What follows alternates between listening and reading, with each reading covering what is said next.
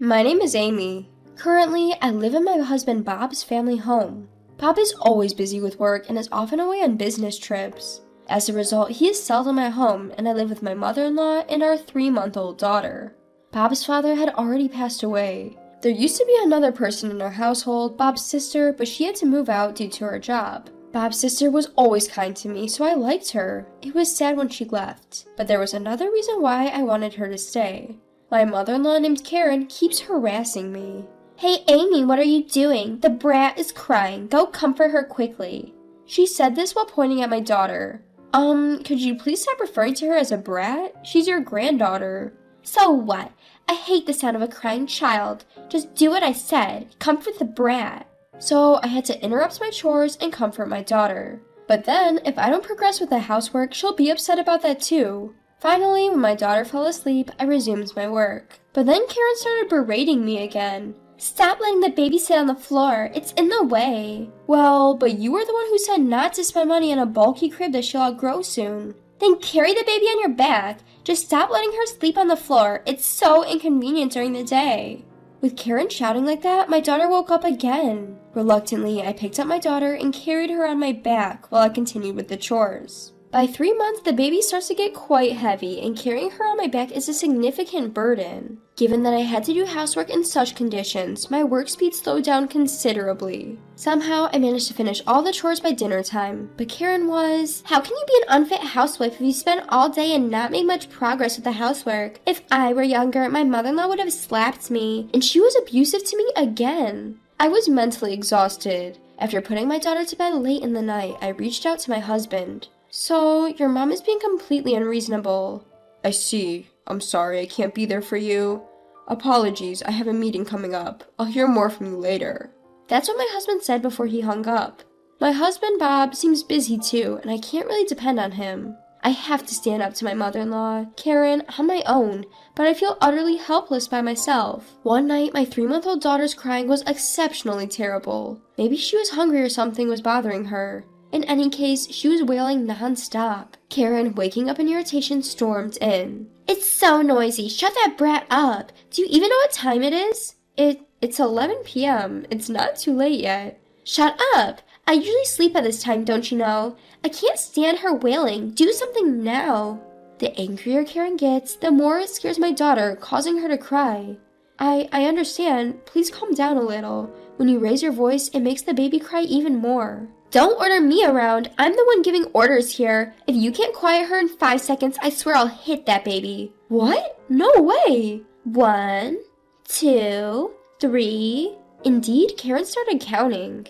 I want to believe that she would never resort to such inhumane behavior as hitting a 3-month-old baby, but the fact that I can see her doing it is what's terrifying. 5. It seems she's not stopping. Can't be helped. She then readied her fist. "No, you're kidding, right, mother-in-law?" "I can't stand the wailing. Be quiet." And then Karen really did raise her fist to my daughter. I screamed out in disbelief. I never thought she would resort to violence. My daughter was screaming louder than I'd ever heard.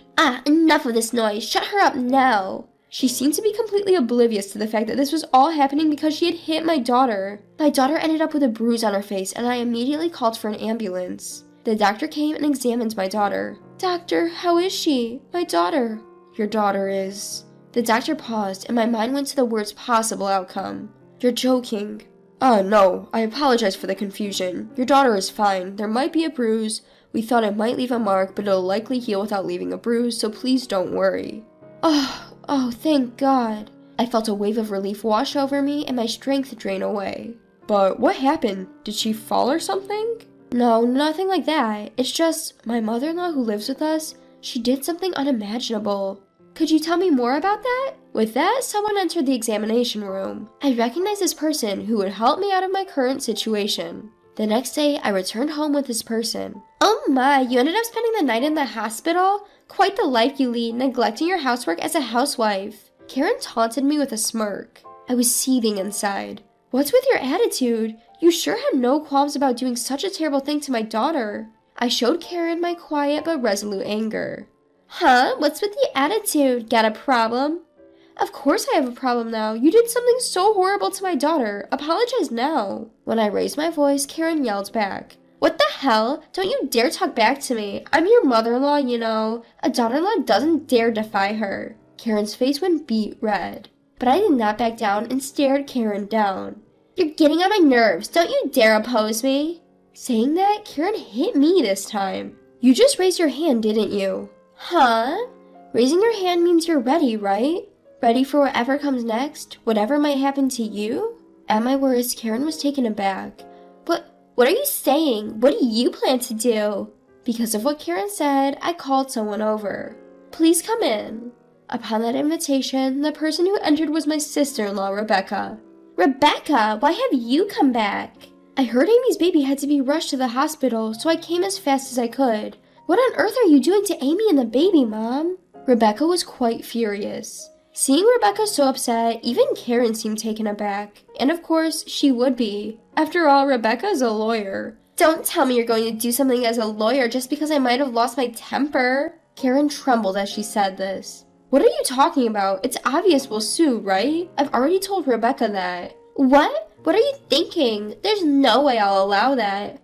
Hearing the word sue, Karen burst out shouting. I'm the one who wants to shout. I feel like I've aged dramatically from the scare of thinking my daughter's life was in danger. Mom, there were clear marks on the baby. It's clearly an assault. And you also just physically threatened Amy, didn't you? You could be charged with battery for that. Hold on, this is just a little family communication. To sue over something like this, don't you think it's a bit hasty?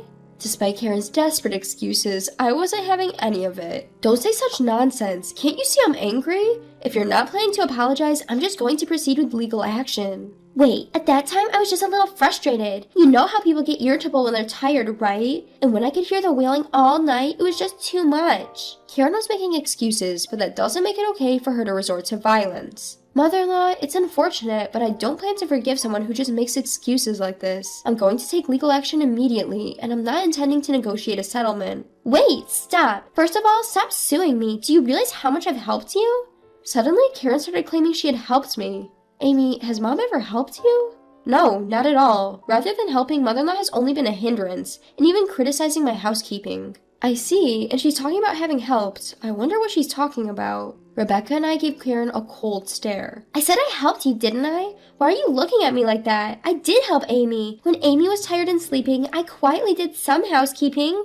Ah, could it be that you're the one who's been waking up in the middle of the night to snack? I wish you'd stop. It's really bothersome. What? I left some for your breakfast, didn't I? That's just my kindness. That's not what I call kindness. You're just handing me your leftovers, and it was too little to be called breakfast. Plus, you left the dishes without washing them, so it actually made my chores even more difficult. Mom, that's just terrible. Rebecca was appalled at Karen's actions. Hey, don't look at me like that. I have my own troubles too, you know. Troubles? Like what exactly? The truth is, I'm well aware of my own harmful behavior. Karen surprisingly admitted this. You're aware of your harmful behavior? You know, I tend to lash out when I get mad. I understand that it's not right, so I want to change this habit, but people can't always change as easily as they want. Even if I keep telling myself how bad it is, I just can't control myself. Karen continued speaking through her tears. At this rate, I might end up hurting even those I care about the most. Amy, I need you to help me reform. You can tie me up if you need to. Do whatever it takes to make me repent. Karen even ended up prostrating herself. Wait, please calm down, mother-in-law. I think we should talk this through first. Just talking isn't enough to apologize to you. Be stricter with me. Otherwise, I just can't forgive myself for... Karen was genuinely crying, and it seemed she was truly remorseful. Thinking this, I was about to forgive Karen. But then, Amy, don't be fooled. What? Whenever she's in a tight spot, Mom plays a victim to stop being blamed. This is her usual tactic. Even if she does it in front of her own daughter, she can't hide her scheme. What? What are you talking about? I have no idea. I would never think of such a thing. This is just... But Karen was clearly flustered. Looking closer, even though she was crying so much just moments ago, her tears had already dried. She must have been pretending to cry. I can't believe it, mother-in-law, to go to such lengths to evade responsibility? Wait, hold on. I wasn't trying to run away from my mistakes. I just wanted to voice my feelings. Karen was trying to make yet another weak excuse. There's no way such an excuse would work on me. Please, enough with this, mother-in-law. I'm tired of your complaints. All I'm going to do is to proceed with legal actions. My mind is made up. As I said that, Karen's face turned beet red with rage. How dare you? Why should I have to hear such things from you? Do you think I'll just sit by while you take legal actions against me? Although Karen was shouting those words, another person entered the house. Amy, is our daughter all right? It's my husband, Bob.